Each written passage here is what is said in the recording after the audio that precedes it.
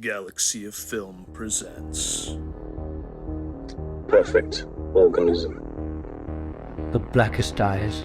Black eye, like a doll's eye. I admire its purity. It's purely and simply ethereal. Monster Mayhem.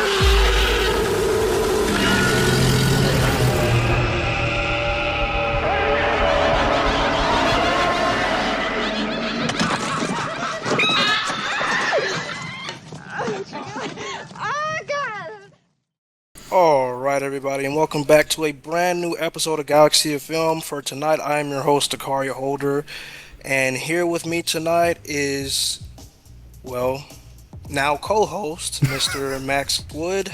How's it going, man? It's going alright, dude. It's going alright. It feels weird sitting in the co-host seat. I was about to say, I've never heard someone else do the whole alright thing, so that's definitely different. But yeah, it's like you always say weekly, dude. I'm blessed to be alive, I guess, but holy shit, it's a time over here, that's for sure. How are you doing? Oh yeah. I could say the same thing you just said. You know, it's good to be alive, but you know, it's just life. You know what I'm saying? Like it's just life. I feel you, dude. Hey, we're here, bro. No, I feel you, dude. Yeah, I'm surprised you're even talking, Max. What the shit you got going on? No, seriously, man. And also joining us on this episode is Mr. William K.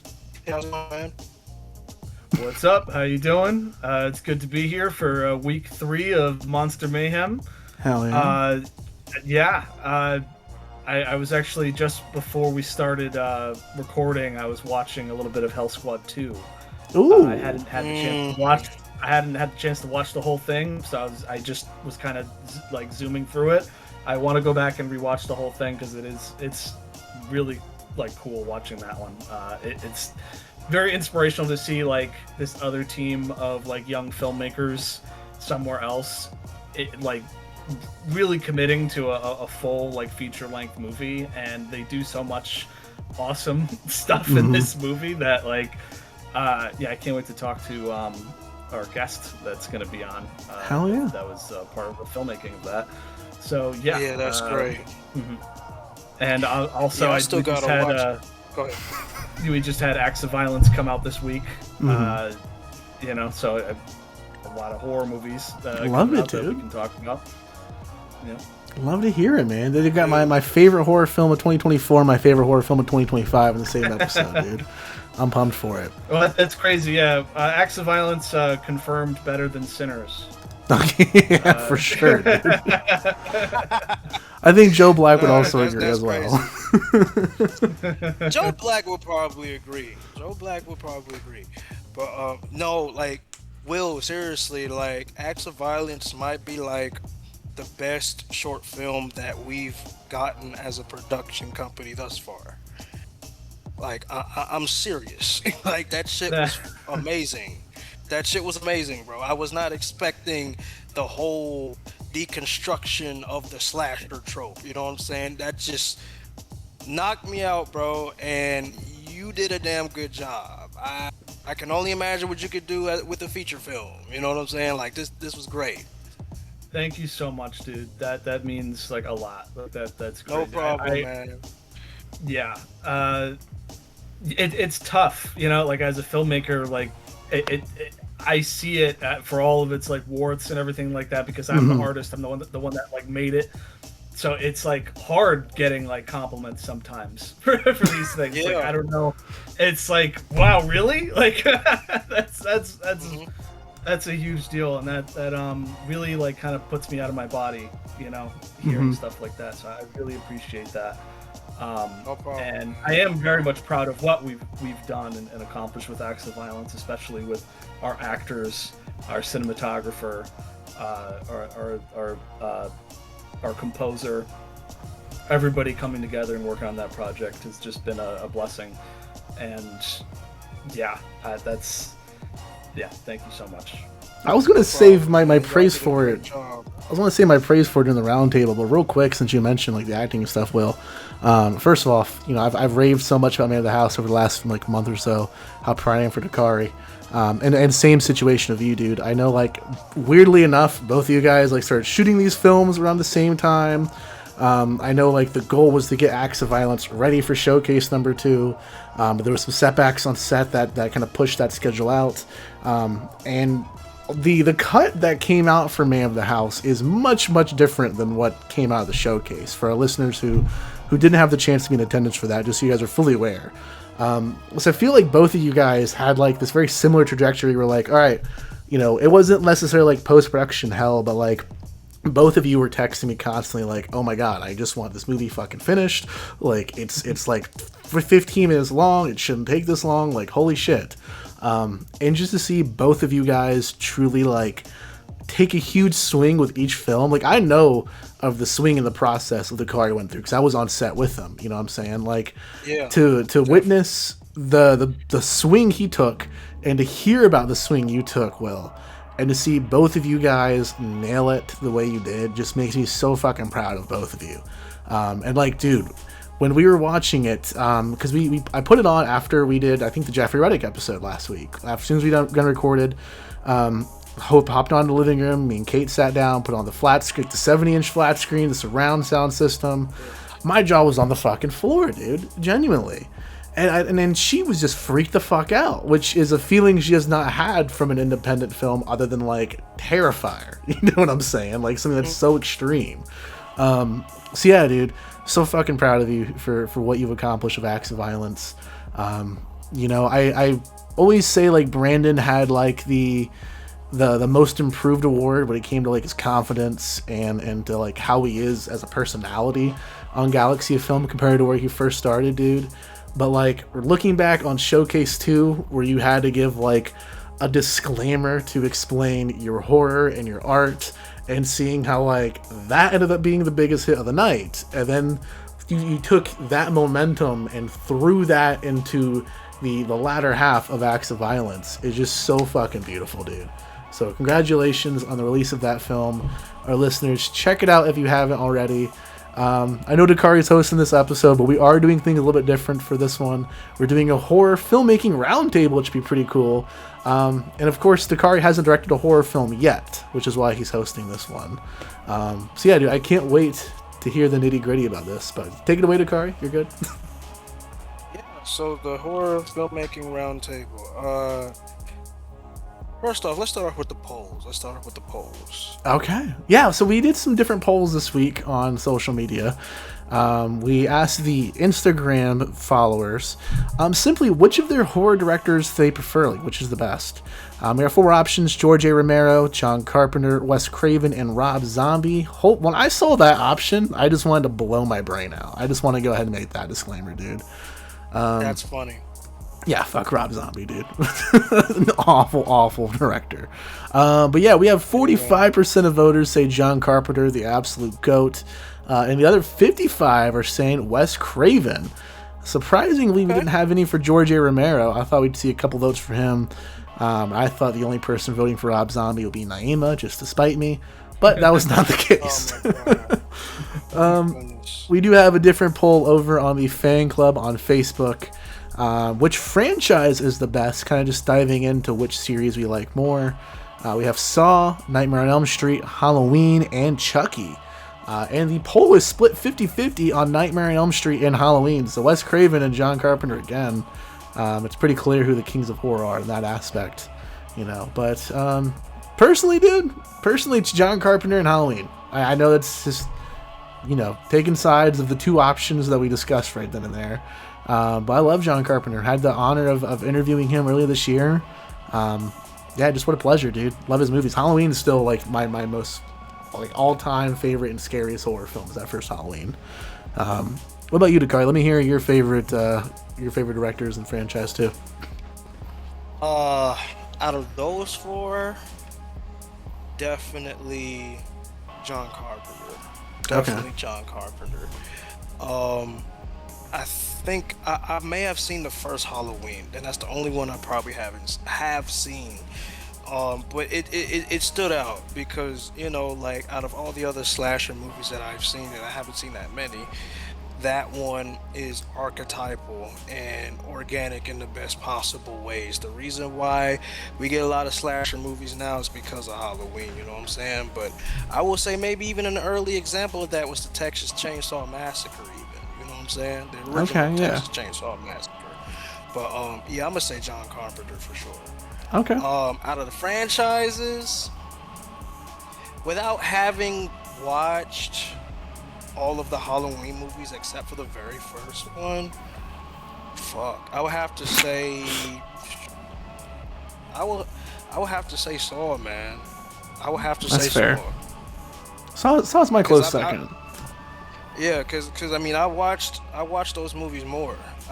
Actually watched those movies growing up. Like I said in the last episode, my mom was a big Saw fan. Like she collected all of the DVDs when we still had memberships at Movie Gallery and shit. You know what I'm saying? Like she would collect every single last one of them.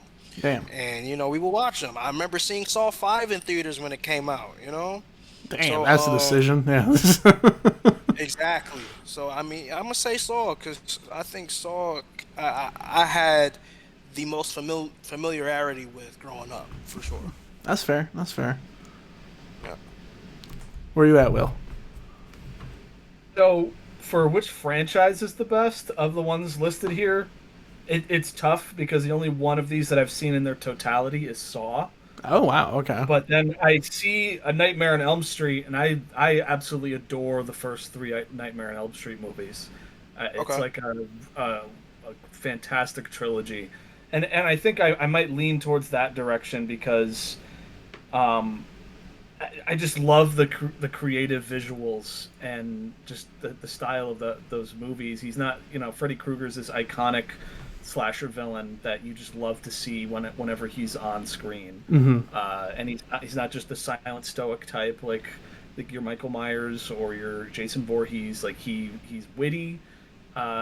He's always got something to say, but he still maintains like how terrifying he is. Like I don't see him like he's not goofy, you know. Like I'm not like he is. He still gets under your skin sometimes, literally.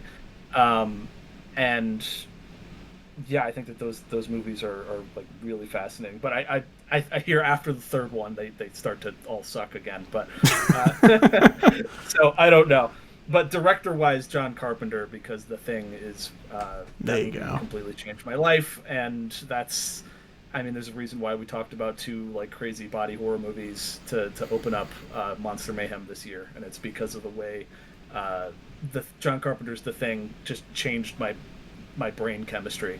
Like that is that's my personal like favorite type of horror is body horror because of him. And what he was able to accomplish with that movie. So You gotta watch The Boxer's Omen. You say that every time we talk to Kari. Jesus Christ. I was gonna say, dude. That movie's just as good. That movie's just as good, if not better, than The Thing. I was just about to say, dude. I wish I felt the same way about Nightmare on Elm Street as everyone else. My introduction was the remake, so I just instant drive it off a fucking cliff, dude. Like the road from SpongeBob, where they're doing that. That's the road I had for Nightmare on Elm Street. Just straight fucking down jump. But yeah, dude. Before we go ahead and start talking about the horror films that are independently made, that we have all the filmmakers coming on for this week, though. One other announcement, real quick, just because we're in the topics, or was discussing, some of our stuff that's recently come out. There's a little film I just shot for a 40-hour film challenge. Originally, I was not planning to participate in this challenge, to be very honest with you guys. Like, I've never done a 48-hour challenge. Didn't know if I had the crew to do it out here in Idaho. I just didn't want to risk not being able to prioritize post-production for the other films we're working on currently, like Would You Like Fries with That? So, we did it anyways. It came out pretty funny. It's a Naked Gun-inspired Western. This is not going to get, like, a massive release on YouTube like our normal films. I just want to go ahead and say that we are planning to release this December 15th. I'll talk about it a couple more times during the podcast, but it's not something will be like a teaser or a trailer for, it'll just kind of drop on a drops kind of thing. Excuse me, guys. There will still be another film that is dropping in December. We'll talk a little bit about those later on in this episode about what's coming on for the rest of the year, slate for Galaxy of Film.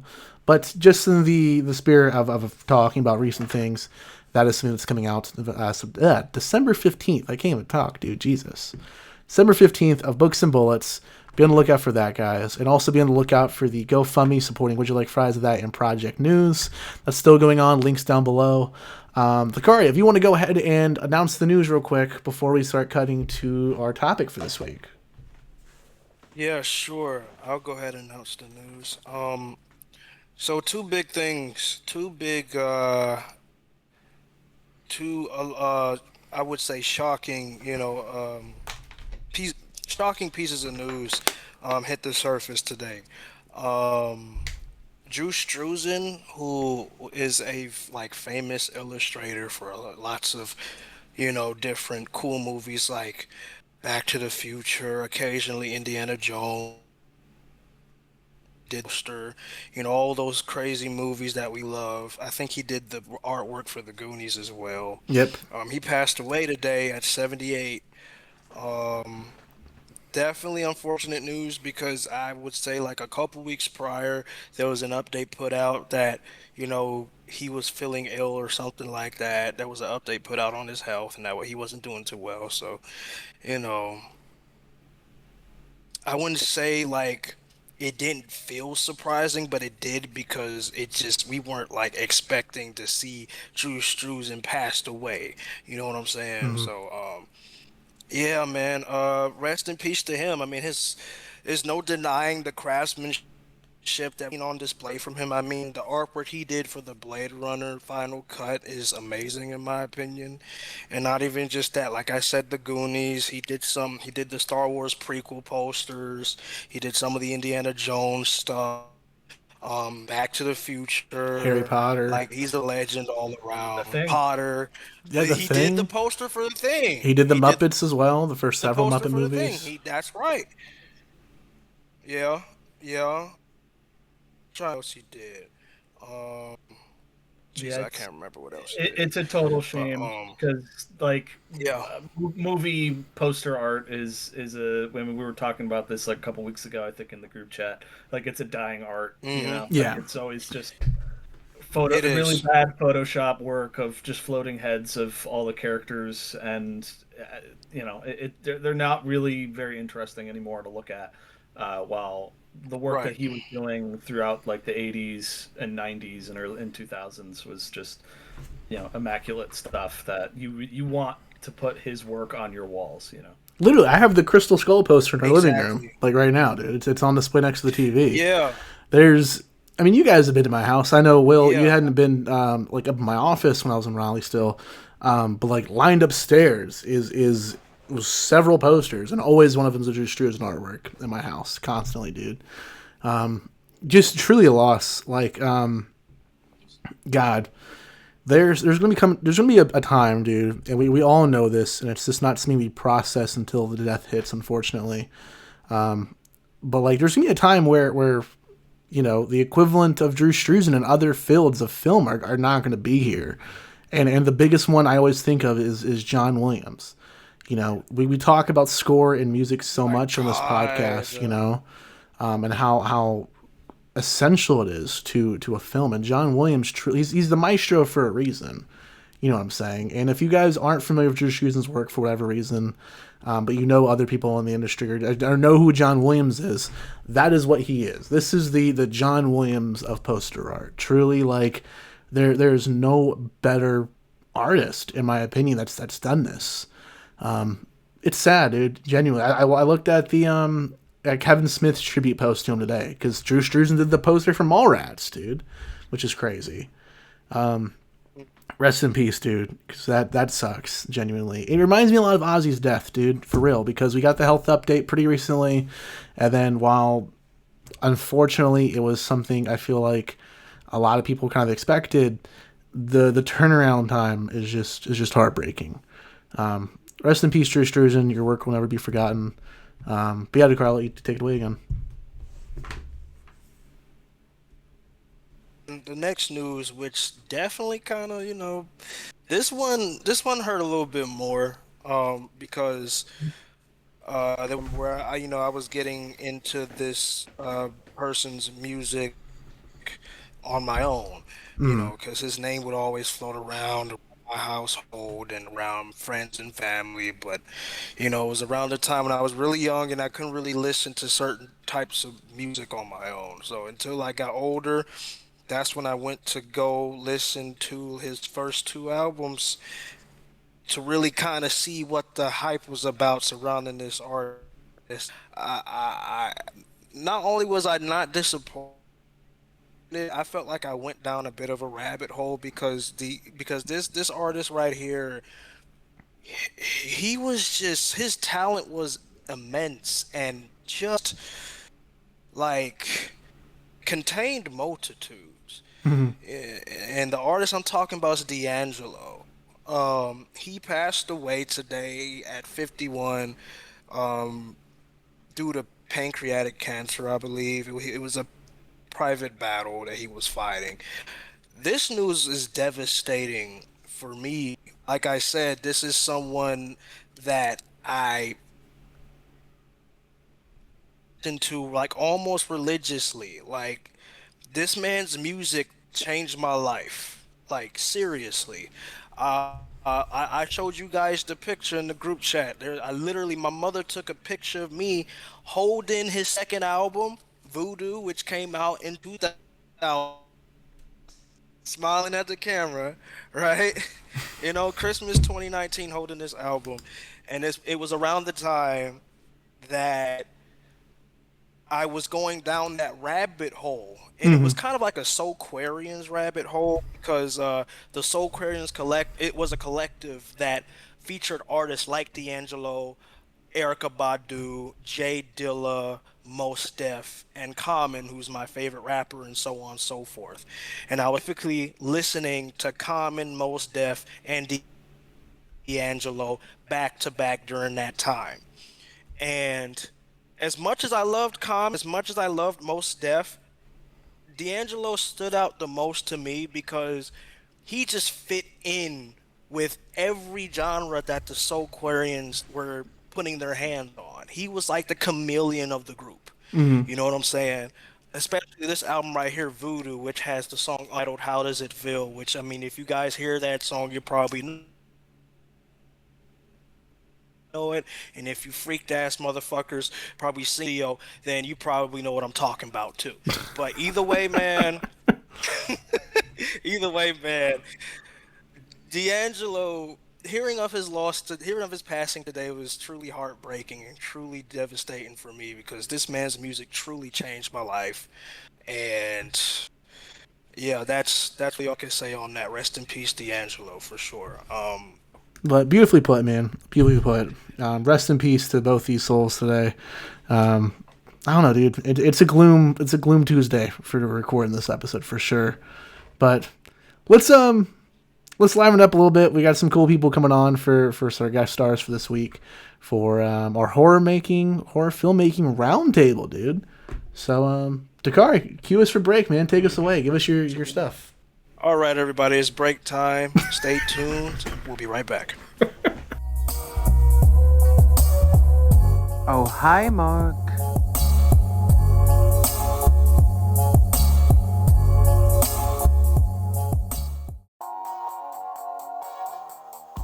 Our rating system is inspired by the planets from the Star Wars films. From highest to lowest, this is how we do our rankings. Number 5. Coruscant. The entire planet is one big city. Number 4. Bespin. We're pretty far, but I think we can make it. Number 3. Hold me like you did by the lake on Naboo. Number 2. Set your course for the Hoth system. And lastly, number 1. Why does everyone want to go back to Jakku? Hey everybody, it's Naima Saeed with the Stream of the Week. So I had a friend recently recommend me this one show on Netflix. It's not new or anything, but they said it was awesome and I really love it, and they were correct. And that show is The End of the Fucking World. How I'm so late to the party? I don't know, but I'm on episode 3 right now. Been binging it this whole night. The episodes are really short. I don't know why I'm saying it like that, but I'm probably gonna at least finish season 1 in the sitting as we speak. Such an interesting premise. Couldn't even really spoil it even if I wanted to. 10 out of 10, definitely go and watch it. All right, everybody, and welcome back to Galaxy of Film. Here we are going to go ahead and start our horror filmmaking roundtable. First off, I would like to introduce our first guest, Kaylin from Opal 99. How are you tonight? Good. How are you guys? Doing pretty good. Good. Can't complain. It's great to have you here. And our second guest, introducing for the first time this season, Mr. Johnny Zuko. How are you doing, good sir? Good, man. I'm good. Ready to talk some horror, and I'm ready to get the show on the road. Hell yeah. All right. Well, let's get to it. So this is the horror filmmaking roundtable. With an episode, we will be going by each individual person in the episode where they go over a horror film that they are working on or they have been working on. So coming up first is Will. Will, tell us what you got and what you've had happen horror-wise. So the last 2 films that I've solo directed have actually the last 3 films, and I think about it, that I've solo directed have all been horror related to some degree. It's just obviously, I really wanted to do Monster Mayhem for a reason. It's because I'm obsessed with horror films. As already beaten to death, we were even just talking about it earlier in this very same episode, John Carpenter's The Thing, and how much that impacted my life. Just that awesome cosmic horror, body horror stuff that just kind of made me the moment I realized it was possible to get into filmmaking, that's what I wanted to do immediately, was horror. And so that my very first film I ever did was a horror movie. It was called The Silence. It was something I did with Jake and my my friend Devin and all of them back in high school, and that had just this idea of this enigmatic kind of this kind of cosmic being that's stalking this guy. You don't know what it is, and it just kind of leads to this crazy scene where it kills a bunch of people at the end of the movie. It's very old and archaic at this point, very outdated, but at the time it was crazy. I made my my first monster mask for that creature in that film, and ever since then I've always been going back to that kind of same concept of this idea of this extra dimensional kind of force that comes in and is influencing our tiny little human minds and driving us insane. It's a big reason why I really wanted to cover those 2 H.P. Lovecraft films, our debut episode for this year's Monster Mayhem. And so since joining Galaxy of Film, I was my first solo directorial thing was The Artist, 1996. And that was a analog horror, which I had never done that before. And originally it was just because we were planning on presenting at the first Galaxy Film Showcase, and I was like, oh, what's something that we can do really quickly to represent stuff from Mayhem Pictures? And I was like, well, we don't have enough time to schedule and put together and write a script and get a bunch of actors and film something in the next month or so. But it ended up becoming what if I just did this by myself? What if I just wrote something really quickly? What if I just made a bunch of artwork and turned it into an analog horror? Because that's this genre that people have been really going crazy over, going super viral especially around that time. It was everybody was talking about the Mandela Catalog and the Backrooms, and a couple other ones, and that just became this little project that I was really surprised by how quickly I was able to put it together. It ended up not being done in time for that first showcase, but I was able to show it at the second one. And I am very, that's probably my most, the film that I'm the most proud of. the way that came together. Mhm. It does genuinely get under people's skin. Like I remember when I was first showing it to people, like before it came out, and like I showed one of my best friends, Devin, and like after showing the movie to him, he's like, "All right, now turn the lights back on." Like I'm genuinely creeped out right now. And the artist is about this guy who he's like taking off some time from work. He goes on a little vacation back to his like grandfather's like old cabin in the woods, and he's this artist who decides like, you know what, like I haven't been able to work on my art in a long time. I'm coming out here to do just do some like landscape pieces. I'm just gonna go out, I'm gonna draw what I see in my sketchbook. And then as it goes on, as the story unfolds, you start to see his sketchbook get, you know, creepier and creepier. Like there's things out there in the woods that are haunting him. And of course it takes this kind of Lovecraftian turn, as I already established. That's like my go-to thing. And yeah, like being able to put that together and watch it in a movie theater too, when we did our showcase too. That was like probably one of the coolest things I've ever done. And just like it was so silent in that theater. I'm like sitting there sweating. I'm like, is this even working? Like I don't know what anybody's gonna think about this movie. Like literally like writhing in my seat, sweating, like so anxious about it. And then, you know, just afterwards hearing everybody come up and be like, that was terrifying. You know, that was really insane. And that was an awesome experience to be able to tackle that kind of horror, and especially something that's like such a direct thing where it's like it's just my artwork, just on screen. Like it doesn't have to go through a whole bunch of hoops of like, all right, this is my storyboard. All right, I have a cinematographer comes in. All right, I have to get like the actors. I have to go on location and all these hurdles just so you can finally get that final image that you're hoping to get. But in the case of the artist, it was just, this is immediately just a directly what I want the audience to see immediately.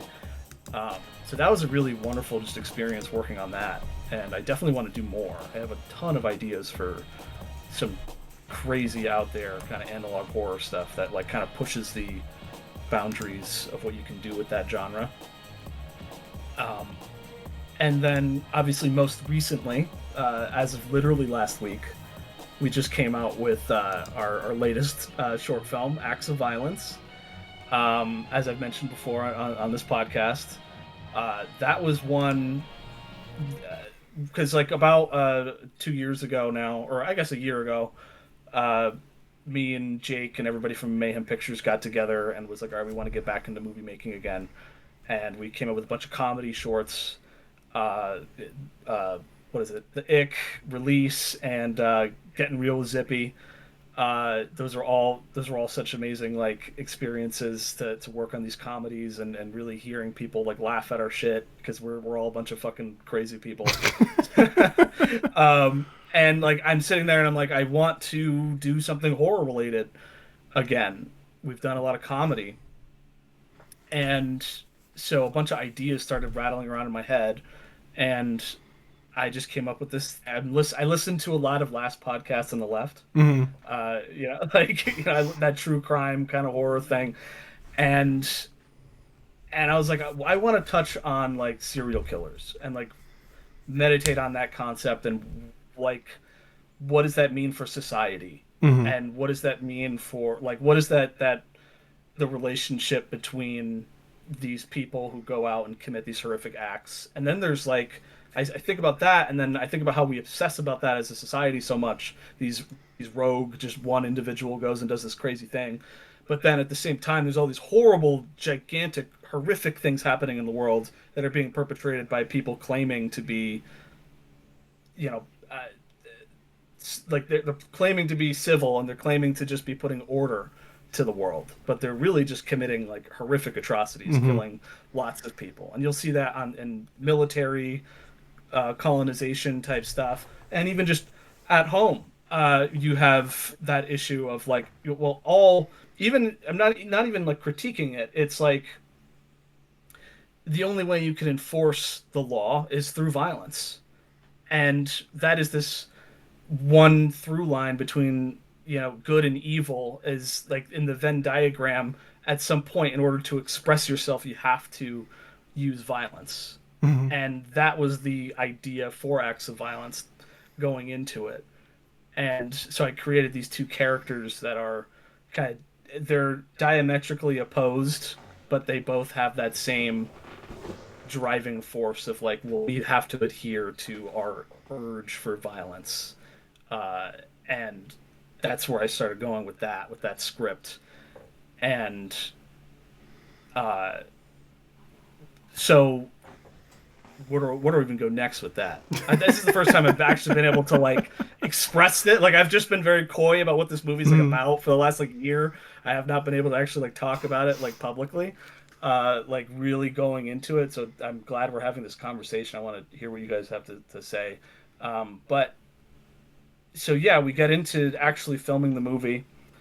Also, by the way, the other key point of this is I'm thinking about how abstract just the term violence and what that means. And so, of course, I go to, what if it's an actual thing? What if violence is a entity that is influencing people or feeding off of people? And that's where that kept going in that direction.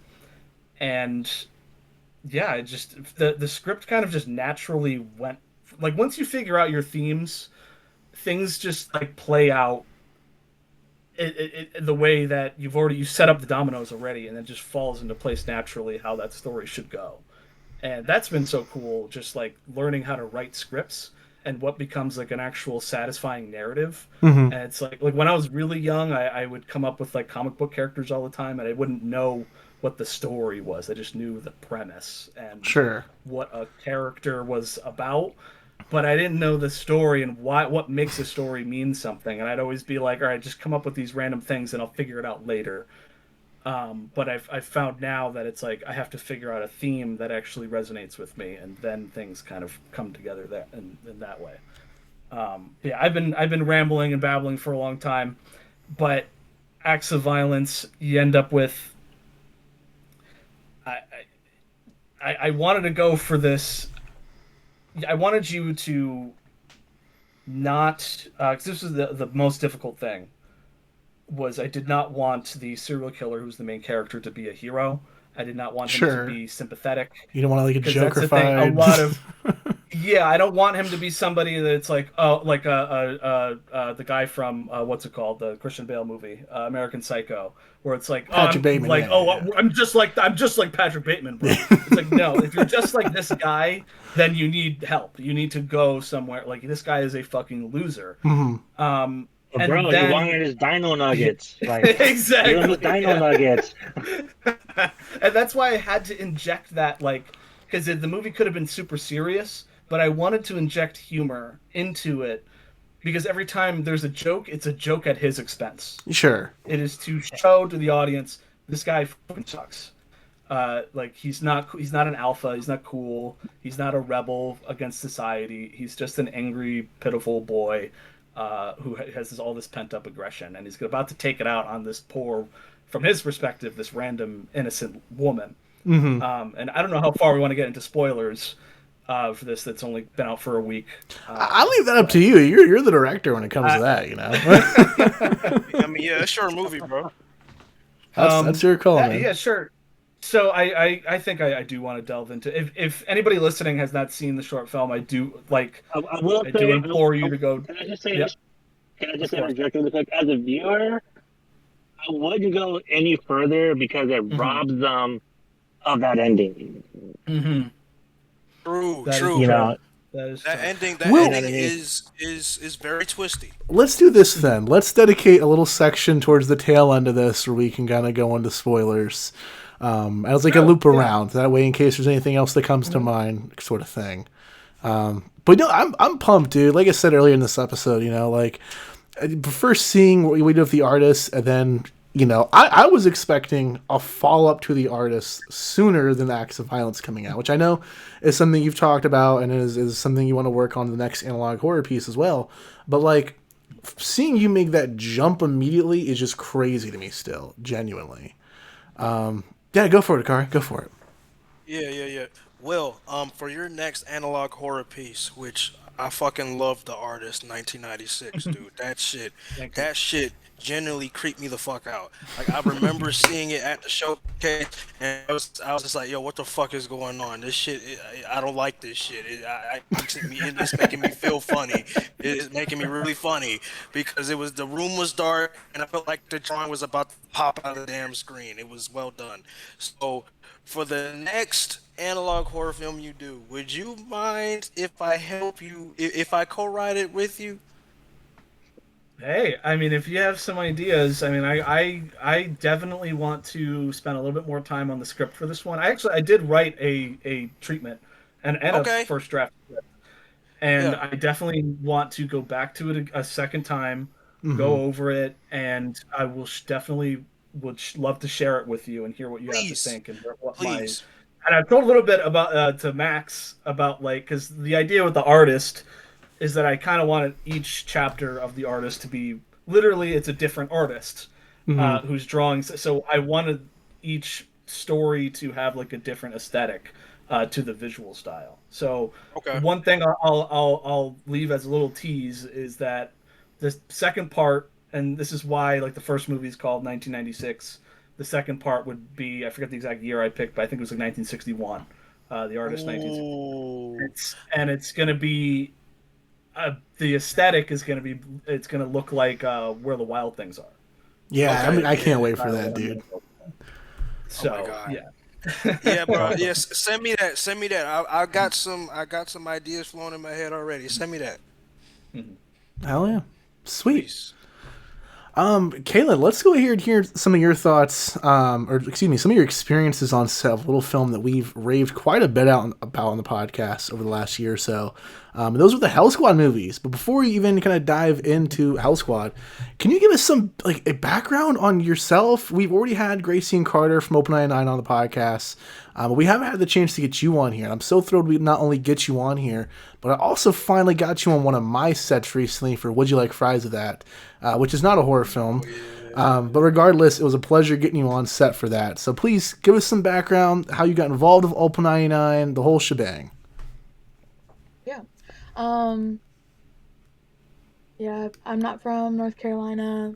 Moved here in like 2018. But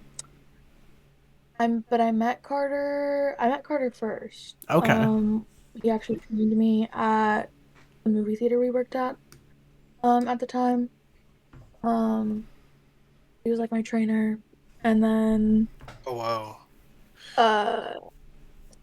yeah, just like I was working there, getting to know more people. I eventually met Gracie, and at like a birthday party for our friend Connor, who is working with us currently for the anthology that we're working on.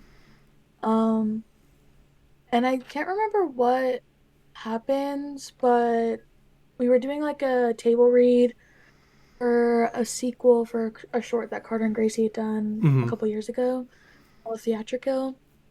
We were reading a script for a feature-length sequel for that, with a bunch of friends. After everyone else left, they were like, "Hey, Carter painted this mask. Would you like to like help us come up with an idea? This is like the criteria we have so far."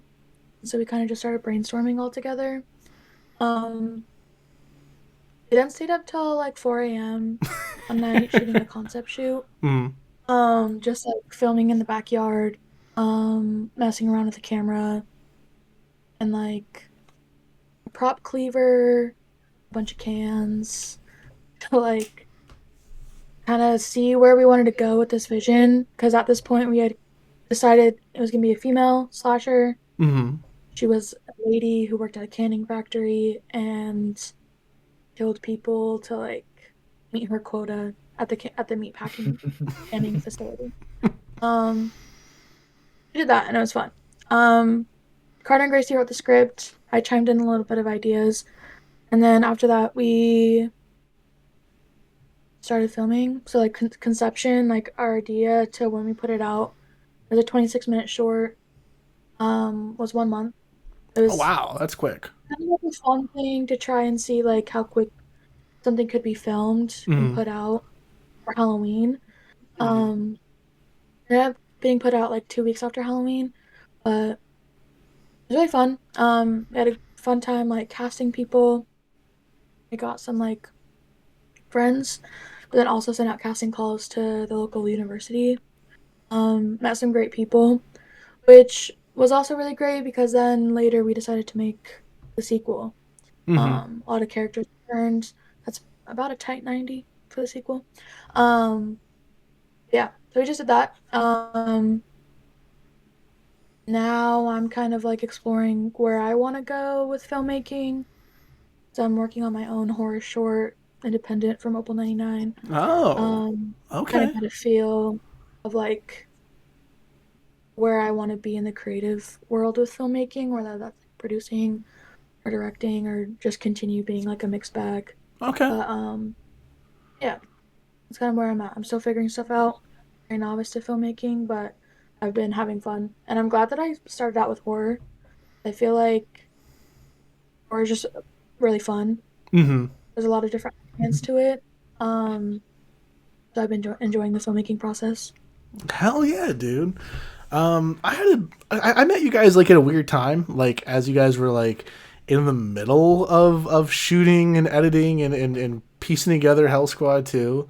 So we didn't like start like hanging out or working together consistently until you guys had wrapped principal production on that, and we're like completely deep in editing to where like computers are breaking and crashing down, and then Carter's having to deal with this whole mouse situation for like 2 months. But yeah, I remember like meeting Gracie and Carter. That was like the number one thing they couldn't stop talking about was Hell Squad 2 and just how like over the top it was compared to the first one. I had the pleasure of watching Hell Squad. I didn't pull it out. I'm such a jackass for this. I don't want to trample over this chair next to me. But Gracie gave me a DVD copy of Hell Squad. So I was able to watch it on a physical disc for the first time last year. And I attended the premiere you guys did for Hell Squad 2 at the Howell Theater. As well, which was a great experience. I know, we'll talk about this later on too, but it's coming back to theaters at the Cary Theater November 6th, which I can't wait for you guys all to see that if you're in the Raleigh Cary area. But like, it's crazy again, like kind of echoing what I was saying earlier about Will with the jump how he made with the artist and acts of violence. Like the when I watched first Hell Squad, 26 minutes is a lengthy short film. You know what I'm saying? Like, Goonies in Agony, this film right behind me, is barely 29 minutes long. It's almost 30 minutes. And that felt like we were just pushing something up a mountain because of the length of it, And to see you guys like make such a tight first film and such that in that turnaround and have this beautiful like package, physical package it's coming in too for you guys. And then to just take that idea and to blow it up in the best way possible and to stick the landing with a feature is absolutely fucking nuts. Yeah, of course. We're going to talk a bit more about the filmmaking process of everything for all the stuff we've done too. So I'm going to come back to Hell Squad, but Johnny Zuko, I'm curious, man. We've had some of your work previewed at the Lone Rider showcase we did, which if for our audience members, if you're not familiar with what that is, the Lone Rider Showcase was where we did kind of like a mini film showcase at the Lone Rider bar where we shot Goonies in Agony. But we've also had your work showcased over in the trailer segment for the showcase number 2 that we did at the Regal last year. So give us a bit of insight on what you've been working on and tell us a bit about your shorts too, man. Most recently, I did a found footage horror comedy called Haunted House with a question mark. And it's basically about these two paranormal investigators that don't know what they're doing, and they go to a haunted house or a house that a man that claims that his house is haunted, and they meet this man. They go into his house, and these paranormal investigators just make it worse. Okay. And rather than blessing the house and exercising the house, they just make it worse for him. And it's like, do you guys even know what you're doing? And I kind of got the idea when I did the Winchester House tour. I was talking to some of the employees, and they were saying how Zach Baggins came in there and started agitating the ghost, and all of a sudden the spirits in the Winchester house were much more aggressive and agitated, and there was a different kind of energy after Baggins left. And Baggins has that reputation with every single place he's ever visited. So I kind of ripped it on that. Okay. And just was trying to make fun of these paranormal investigators that really don't know anything, but think they know everything.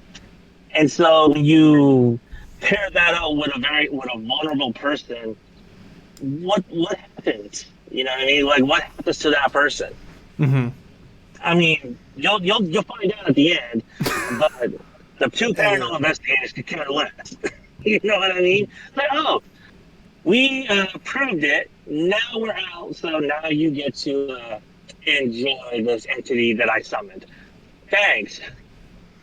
And that's something that I feel like that's been a theme with my last few, is that I like riffing on certain topics that I've seen on the internet. Like the first one that I did earlier this year was musical chairs, which is like the urban legend is you can't play musical chairs by yourself, otherwise you get possessed. And this YouTuber decides, I'm going to play musical chairs and I'm going to see what happens. And then she tempts fate, she tempts the ghost or demon or whatever, and then something happens to her.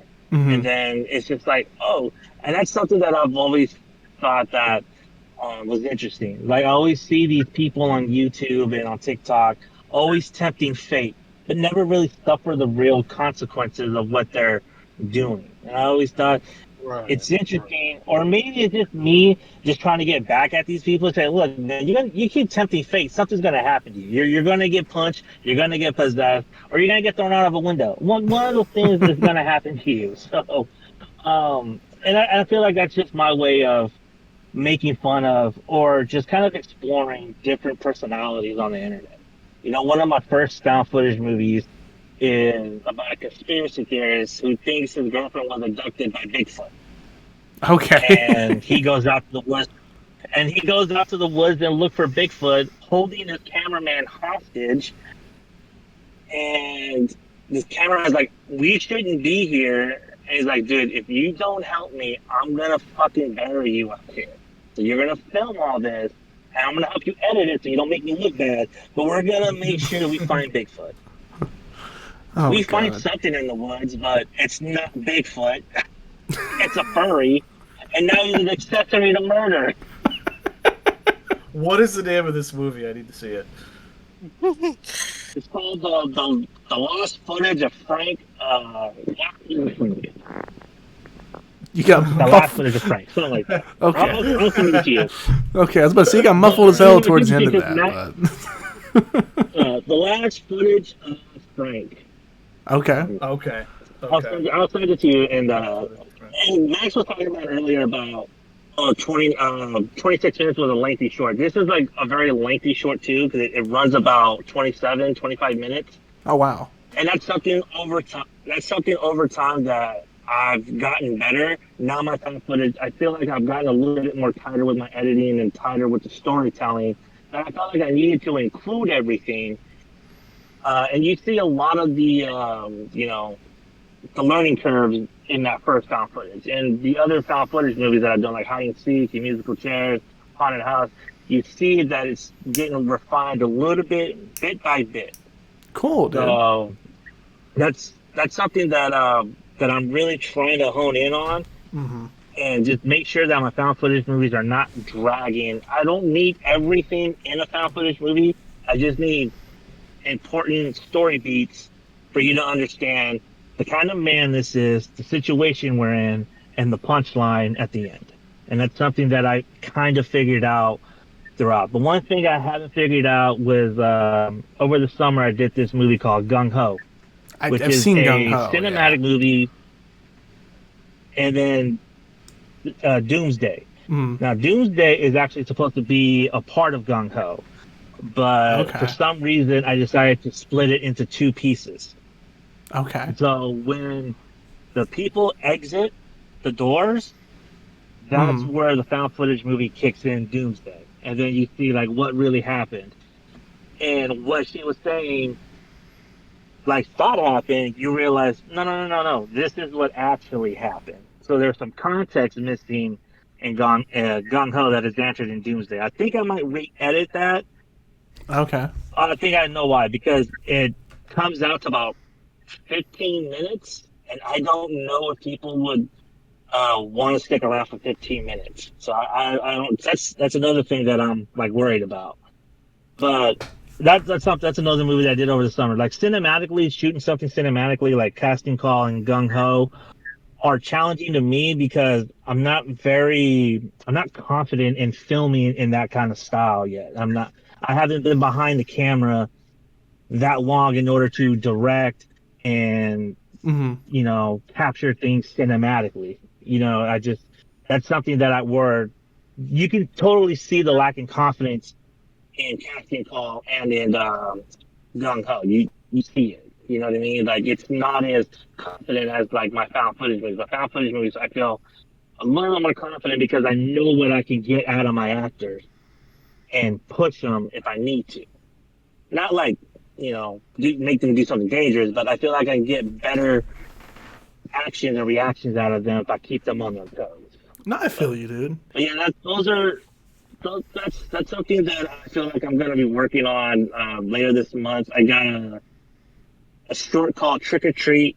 Okay. I'm going to be filming cinematically, and I'm gearing up for that hopefully this weekend. If it doesn't rain, I'll be able to film it. So, yeah, I'm hoping that I took in a lot more information from my previous movies or my previous shorts and apply that into this one. But you never know what happens until you get behind the camera and you see what you see. So no, you aren't wrong there, dude. I'm anxious to do it. I'm glad to it's funny you mentioned like all the Bigfoot stuff, Johnny. I don't think I've talked about this in the podcast, maybe just talking shit in like our group chat. But where I'm at, people like genuinely believe Bigfoot's a real thing. And like yeah, Kayla knows. She's been up here at the PNW. It's fucking weird, dude. Yeah, so I would love to see that wholeheartedly, like ASAP, dude, because that sounds interesting. I had a woman this past summer when I was shooting a documentary for the school. I was there for 2 weeks, and for we're shooting Monday through Friday, right? I think like at least 3 days a week, I found myself in a conversation where I couldn't escape, and I'm just hearing the evidence of Bigfoot without showing any evidence. And it was the wildest thing I had witnessed to that point, here in the PNW. So I need to see this as soon as possible, Johnny. Okay, I'll send it to you. Hell yeah. I'll send it to you. I'll send it to you guys. Hell yeah. Awesome. Before we make our first rotation going back and diving more into, just the filmmaking aspect of these films, I've directed one piece of horror so far. It's an interesting experience doing this because, like, for listeners, if you haven't seen this already, the film I've directed I'm talking about is called Pretty Hurts. I directed this, and Naima wrote and produced this, and we had another Max who came in and was our DP for this. I have never gone to school or had a class or worked with another Max before, and having another Max on a film set was the weirdest thing in the world. Yeah, that's all I'll say about that. It was like a weird name battle, dude. Like which is Max? I had to go by like Maximilian, which no one says naturally. That's just like my on paper name. Weird having that on set. But yeah, like I don't know, man. When it comes to me and horror, like it's one of those genres that I have a deep respect for. I have a love for, but like I've never had an interest to attempt it, if that makes sense. Like I know it's not my niche. It's not my range. It's not. I don't feel confident in making some of the crazy shit like a body double, and this happens all on set thanks to my friends at Open Eye 9, Gracie, Carter, and Kaylin. We're all helping out in this film, but like there's a whole joke credit in that film where like we call Carter the boob master at one point because we had to like stuff a body double with boobs in order to like stab it properly, and like I just wouldn't think of that normally, and I without having people who genuinely love and care about the genre on set, I honestly would have been screwed when making that movie, to be fully honest with you. It was the the most, I don't want to say out of pocket. It was the most like out of controlled environment we've worked in so far. Was Pretty Hurts. We actually shot this at the Parth, which is where you guys all live for Open 99. We shot it there. I think, you know, the crew call time was like 1 p.m. The cast supposed to be there like 2. So, you know, I get there at like 12:45ish with Naima, right? We got our coffee, we're unloading the car, got a couple PAs with us. I remember at one point, Kaylin, you went to work that evening, and you came back after a closing shift at work, and we were still only like halfway through filming. We filmed It was funny. Well, I also came home, like I stayed after work and talked to a friend for a few hours. Yeah. And came home, and everyone was still at my house. It was like 4 or 5 a.m. Yeah, it was nuts. Like, I got there, I left my house that morning at like 11 a.m. to go to Naima's. To like, we grabbed everything, get everything loaded. We had to get a couch last minute that we had to like throw in the back of our cars. I didn't get home the next day until 8 a.m. Like, by far the longest shoot I've ever experienced. And just the craziest at that point. There's a lot I learned on set, both positive and negative. There's, you know, if you've ever worked on one of my sets going forward, there's a certain word I have just outlawed on my productions, and that's the word coverage, is because of Pretty Hurts.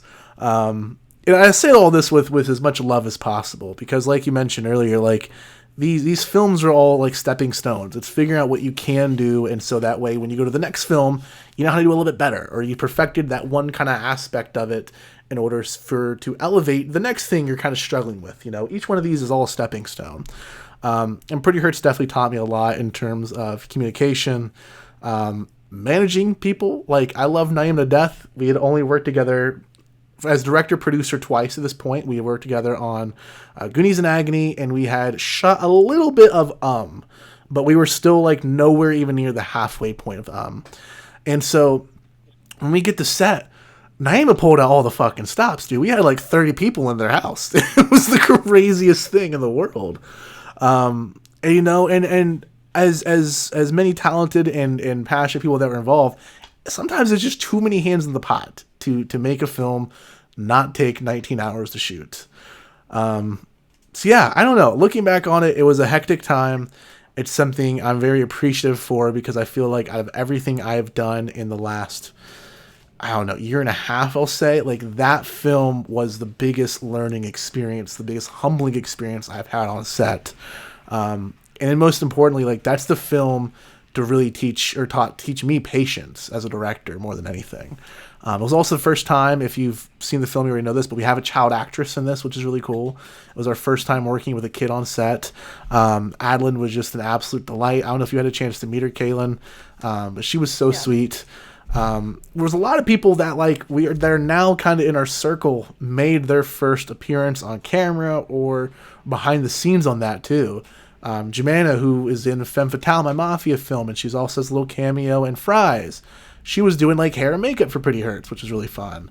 Eileen, who, if you guys are familiar with some of our GalaxyCon interviews, she was the photographer who did the poster on Pretty Hurts.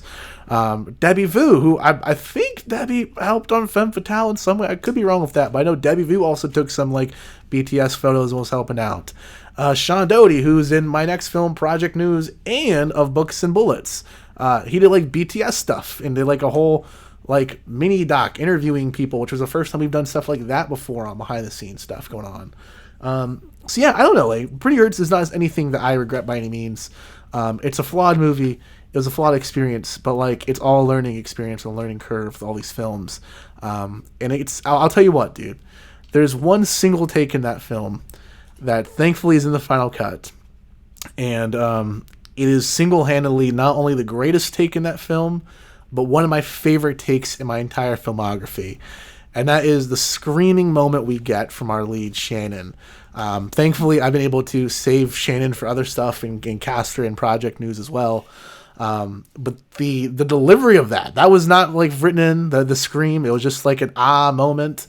And at 4 in the fucking morning, at the first time at the Oppo 99 house, she just unleashes this like guttural, like bottom of her lungs scream that genuinely scared the shit out of me.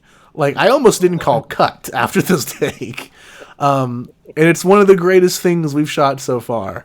So, I don't know. I have a deep love for Pretty Hurts. I know it's not the most well-rounded film in my filmography.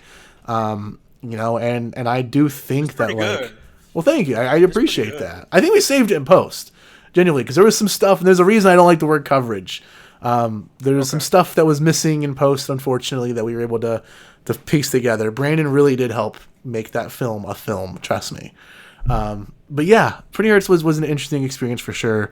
And I'm glad to kind of have horror be the thing that, like, knocked me on my knees a little bit. You know what I'm saying? Like, I just shot this half-hour drama I was feeling real proud of. It was in a theater, for Christ's sakes, you know what I'm saying? Pretty Hurts was the next thing I'd started directing afterwards. And to be, you know, kind of like, everyone's looking, what's next, Max? And I'm like, I don't know, we got the Boom Master doing his thing here. He's got the blood. Like, let him fucking breathe for a minute.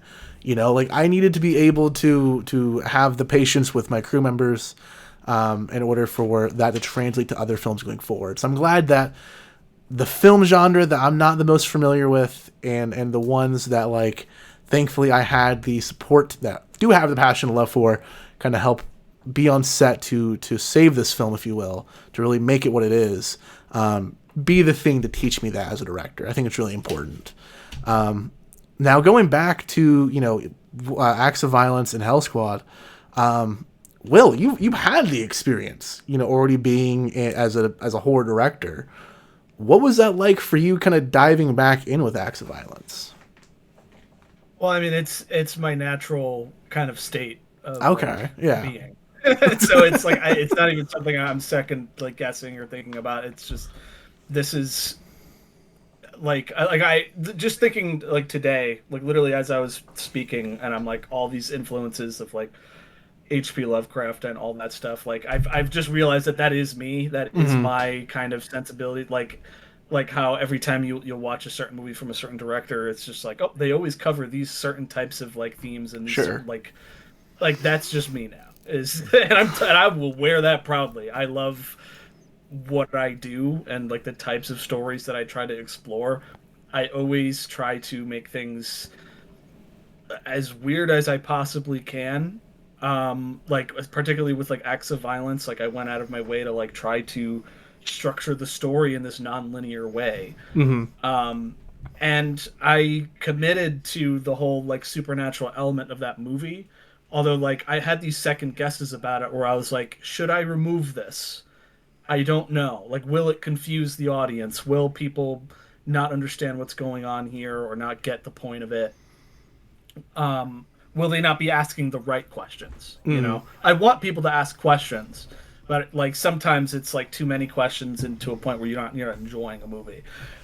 Because with Acts of Violence, I went the route of the supernatural element almost isn't even like directly even spoken about. Like it's a thing going on that like the main character starts to register what's going on, and then the audience is obviously registering what's going on. But I don't sit there with like some exposition dump about this is what this is. This entity comes from here. This is like this is what its motivation is. This is how it works. Blah blah blah. I was like, none of that is necessary for this story. I wanted it to feel very existential, and just this thing, this looming thing that you don't understand, is kind of pitting these characters against each other. And that was definitely like of the horror that I've done so far, I feel like this is the one that really abstracted it the most when it came to like the supernatural side of it. While like things like the artist, the point of the artist, as that series goes on, you will really get to know what's really going on. But this is what was like a little bit of a risk for me for Acts of Violence, and it was cool like balancing that, because there's a reading of this movie where that there is no supernatural side. It's just maybe it's a figment of his imagination. I don't know. And that even goes way back to my very first short film, kind of clunkily tried to do that Okay. with the silence when I was in high school. You know, I kind of got that it was like his dark passenger, and then he met another dark passenger along the way. That's kind of what I got from that. But that was my interpretation. Yeah. Of it. Yeah, I get that for sure. And I did want to say, I was able to watch Hell Squad 2, most of it today. I had never seen it before. It was very hyped up, and I was like really excited to watch this. And let me tell you, I was very just surprised by how like well put together and just fun, just genuinely fun that movie is. Mhm. I didn't have time to watch the whole thing, but there like it really was inspirational, like watching you guys do this. And I really just love the camera work, like the opening shot. I mean, it's basic, stuff for like filmmakers. It's like your opening shot has to be really good. Like that's how you hook people in. And watching it, like I'm imagining having this set, having God knows how many extras, all timing everything together at once. The way the camera just pulls into this crime scene, you're getting the like exposition of what's going on, and then cuts into the house with like grabbing the mask. Awesome shit. Just right off the bat, I was like, this is excellent stuff. And then just throughout, just the gore is incredible. Because now I know how difficult it is to really make that shit work, because it is a gory stabbing sequence and acts of violence. And that was really the first time we tried like kind of pushing that a little bit. And there's a lot more I would like to attempt, next go around, to make it look more convincing and more like to have more of it in the movie too. It was like saved towards the end in this one. Well, there is so much gore throughout Hell Squad 2. I was like shocked by how many kills. Like it felt like I was watching like a Terrifier movie. I was like, wow, like you guys are like really went out there and did all this shit, and it looks excellent. Yeah, I really wanted to like tell you about that, because I think it's a great movie. I can't wait to go back. I got to watch the first one and the second one and just really sit down and see the whole thing through. Yeah. Thanks for watching. Yeah. I appreciate it. Hell yeah, dude. Let me ask you this before we move on back to Hell Squad real quick, Will. Did you, because you mentioned earlier there was the 3 comedies you guys have done since joining Galaxy of Film. Release, Zippy, and The Ick. Did you at all feel like out of your element or anything just because you have the horror? Okay. So it's very much you are horror and comedy then. Yeah, because with the comedy stuff, I mean, like me and Jake and them have been doing comedy shorts since like forever. Mm-hmm. That really was our like bread and butter. I'm just not a comedy writer. I got you. Jake can write a killer, just hilarious comedy script. Mm-hmm.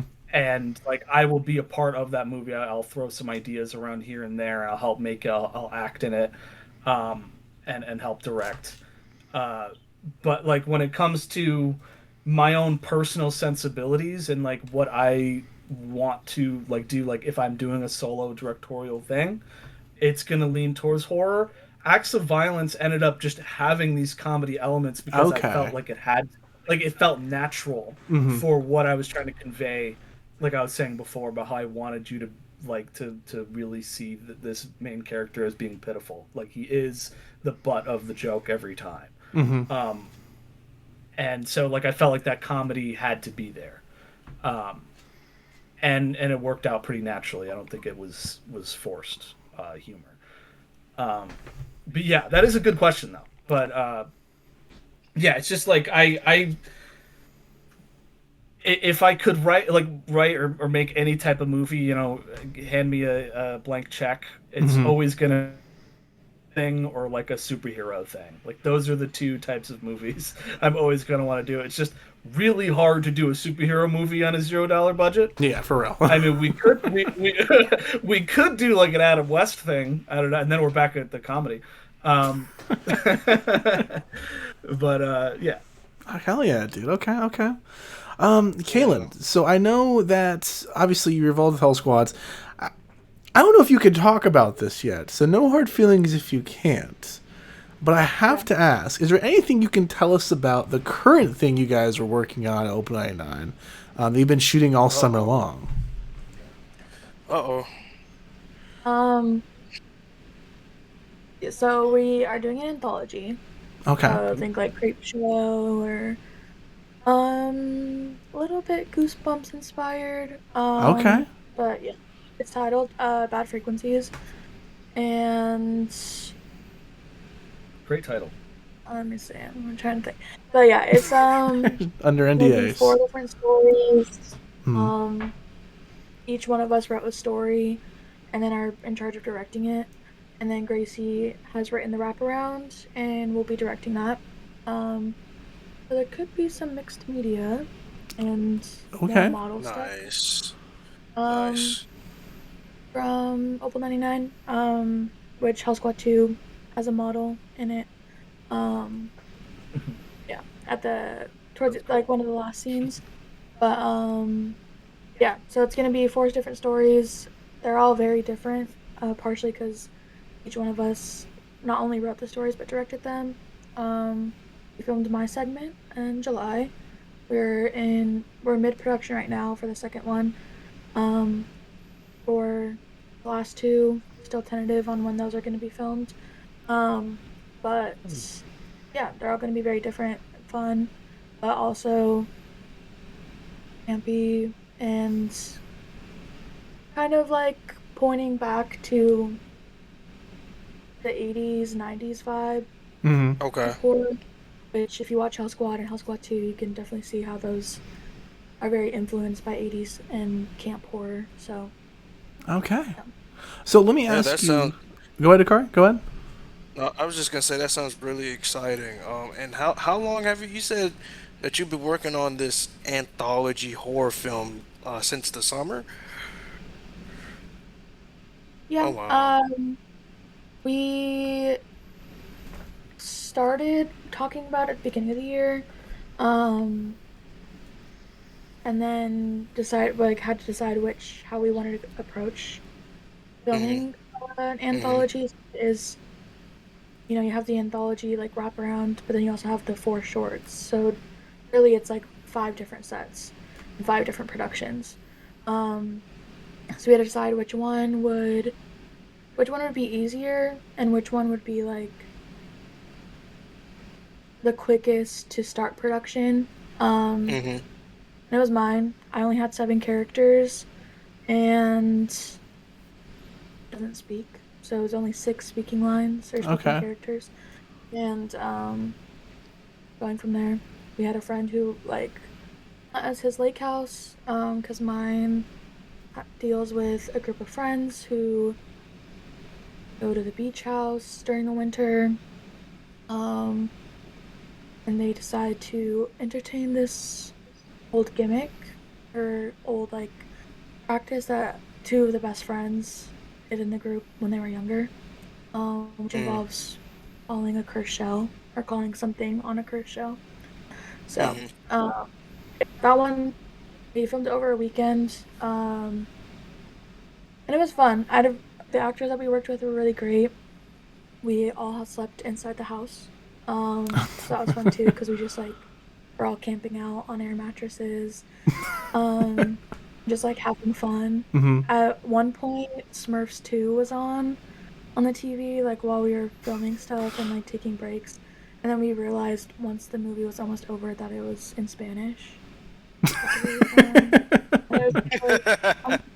Yeah, that's some little funny. moment like that. Our friend made meals for us. That was really cool. Then we actually wrapped shooting a little bit early Saturday night, so we were able to actually go swim in the lake as cast and crew and just have fun. Oh, hell yeah. That sounds like a very unique and fun experience. I feel for first time directing, I had a positive experience, so. Hell yeah. Cool. That sounds like a better post-shoot experience than what I did for the Mafia film we shot. I took him to go see Joker too. Oh, man. That was a Couldn't have choice. been that bad. I like Couldn't have Joker been too. that I like it. Everyone did walk out laughing. I'll go ahead and say that, dude. bad. Okay, that's cool. Yeah, that At least was. they walked out laughing. I think Carter was the first person to say that was stupid. Oh goodness. All right. No, that's beautiful to hear, Well- dude. I wish I could have been there to see you direct that, Caitlin, because I know you were talking about this before. I ended up leaving North Carolina again for this semester. But I'm pumped to see you direct this, dude. I'm pumped to see the final cut of this. I know you guys have both been teasing it over on like social media, and then I've had like Carter text me some stuff about it too. I'm just pumped, like to seeing any like Will mentioned, like seeing what other teams work, especially when we get a chance to work with them alongside them, or just those who are in like our inner community, especially the film community in North Carolina. Like I'm so pumped to see what all you guys have up your sleeve with these films. So beautifully put, beautifully put. I'll let you take it back away, Kari. Yeah, I'm definitely excited to see not just the anthology films, but like everyone else's films that are coming up. Well, Max, Max, you too, if you ever decide to do another horror film, that's for sure. But yeah, I think that about wraps it up for the round table. Okay. Unless we got some more things as far as other media is concerned to cover. I just directed a western, so unfortunately I don't have anything else to add to the horror conversation this time. You know. Well, I just one last thing I wanted to say was obviously like just coming away from especially like things like acts of violence because that was like a thing where like I directed it, but at the end of the day it's like everybody else had like coming together and like actualizing it, you know, like my cinematographer Guzman is he's awesome. The like I had storyboards drawn out, but it's like I don't know how to fucking operate a camera like whatsoever. And like this guy just comes in, he works his magic, and he makes, you know, these ideas that I have on paper like look good. And I have to, you know, obviously thank him a lot. I've been hearing some people say like, oh yeah, this cinematography looked excellent. I'm like, hell yeah, it does, because like I had my guy working on that one. And then obviously our lead actors, Miles and Nikki, they just Miles, like I wrote a very dense kind of like weird script because I wanted his character to sound really crazy and unlikable and overly verbose and full of himself with the way he speaks. Both characters, Nikki and Miles, both they have that same kind of way that they talk on purpose. And Miles, I remember him showing up first day, and he had his lines like knocked down like perfectly for like pages and pages. Like he had that shit in his head. And up till that, I did not know he was even like an actor for the longest time until we did Release together. Oh, okay. And I had known him for quite a few years. You know, he's part of my other close friends' band. He's the drummer, and I had no idea that he was like actually like good at acting and was interested in that type of thing.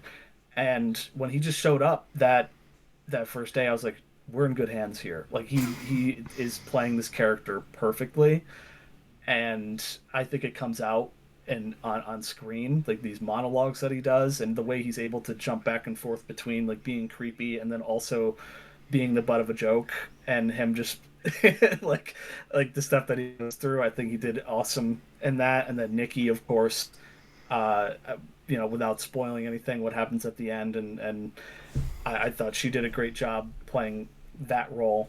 And I've worked with her on several films. We have a very good like working relationship, like in terms of like she always is just ready to like show up and do what, you know, needs to be done, and she always gives it her best. She also helped with like makeup work on the film as well. Definitely have to call that out, because there's one shot of a certain character who's dead, and it looks amazing, and it's because of her makeup work. And also, I think the guy I really have to give a lot of praise for is Jeff, who did the soundtrack. So you good. mentioned Max. putting it on like, with the stereo that was system, good, whatever, man. you could really hear all these layers to this. And I don't know shit about music either. Like for the artist, I had to find a bunch of free music online, like on YouTube. I remember that. There was like an older film I did called The Journey, also which starred Nikki, and it was kind of like a horror thing, where I forget what the deal was. I think I had somebody I wanted to do the music for, but they were busy, so I was like, fuck it, I'm gonna just learn how to use like the synth thing on this app on my phone, and I just was like, just doing stupid bullshit, and it worked out because it's just ambient, synth music. But I really wanted this one to have like a good soundtrack to really hit home, like the horror and the build up towards certain things happening, and I couldn't have been more happy with what we got. Like actually, like we edited it at an actual studio where you could really hear every tiny little piece of. I don't know shit about how to compose music, but this guy, I showed up at like 6 o'clock after work one day. We didn't leave till like 2 o'clock in the morning. I love that, dude. Just hammering it out and making sure it sounded perfect. And just one tiny last thing, my favorite shot in the movie, which I won't spoil, but it's basically it's like the big jump scare that happens about halfway through, and that could only have worked with so many people timing it perfectly, where I'm not even the one recording it. It's like being filmed on an iPhone. Miles is walking with the iPhone. I'm holding a prop off screen. Nikki is like set up and in the where she is, and it's just all these things had to hit at just the right moment with this jump scare, and that's my favorite thing I've ever like filmed in live action before. Fuck yeah, dude! Hits home with the music. Mm-hmm. Yeah, that's like the most proud of like a single shot that I've ever been, and I hope if you guys haven't seen it, you guys go check it out. Anybody listening? Hell yeah. Yeah, there's a lot of work put into it, and had a good time. Before we move on real quick, I wanted to make one little comment because I didn't get to earlier. I'm glad you brought up performance as well. One day, I need to see a scene, maybe not a whole film, but just a scene, dude, with Nikki, Naima, and the lead from Catalina's Curse, Danilo's film, Emily. Mm-hmm. I don't know, man. When I watched Acts of Violence, I immediately just thought of Emily from Catalina's Curse as well. That'd just be a fucking powerhouse, dude. Genuinely, those are some of my favorite performances or like actors in independent film. Yeah, you guys killed it with that, dude. Genuinely, Nikki's fucking incredible in that film. I wasn't familiar. I hadn't seen The Journey.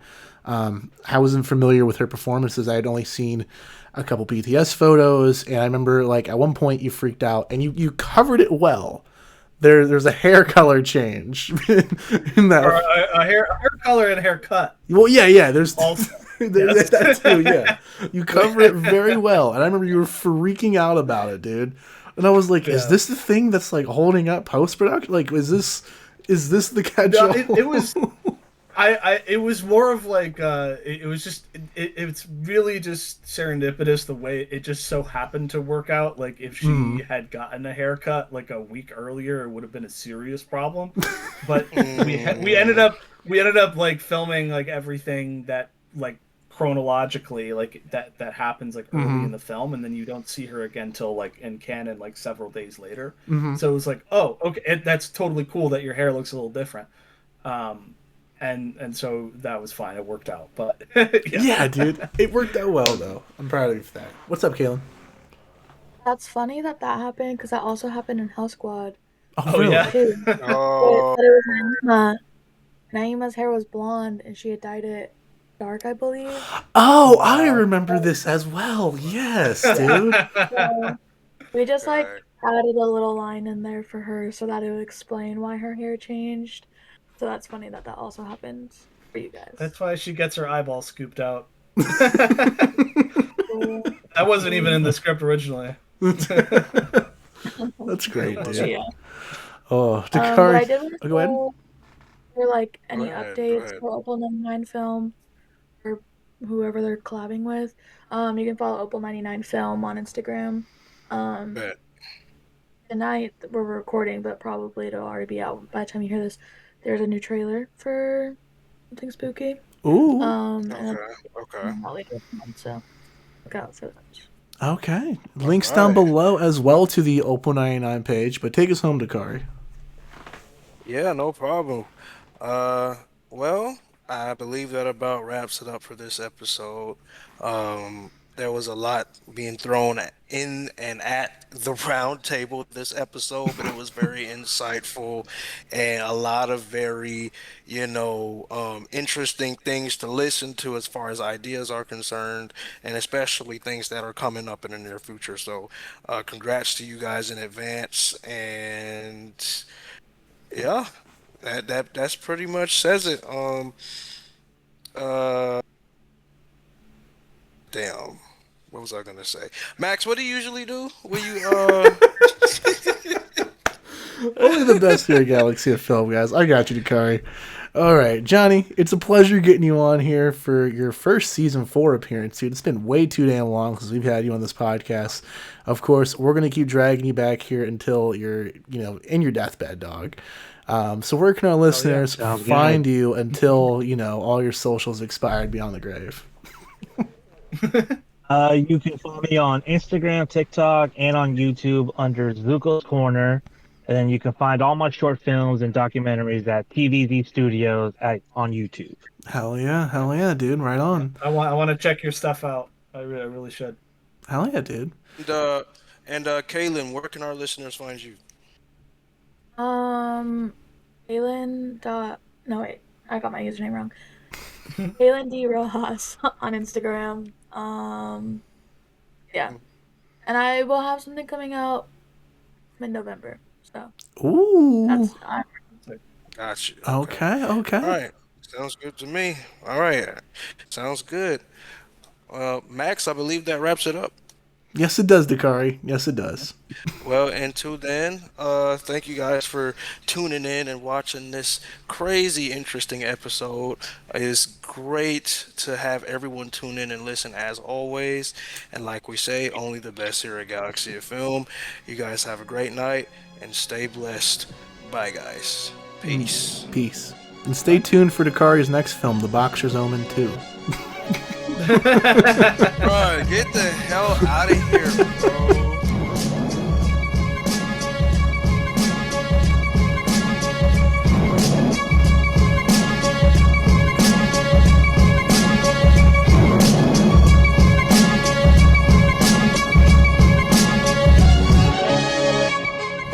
You can find all our other podcast, original films, articles, and music on our website, galaxyoffilm.com. We're also on Instagram, Threads, Blue Sky, Facebook, YouTube, Spotify, iTunes, and you can join our Patreon for exclusive content and our Facebook fan club for early access to our films.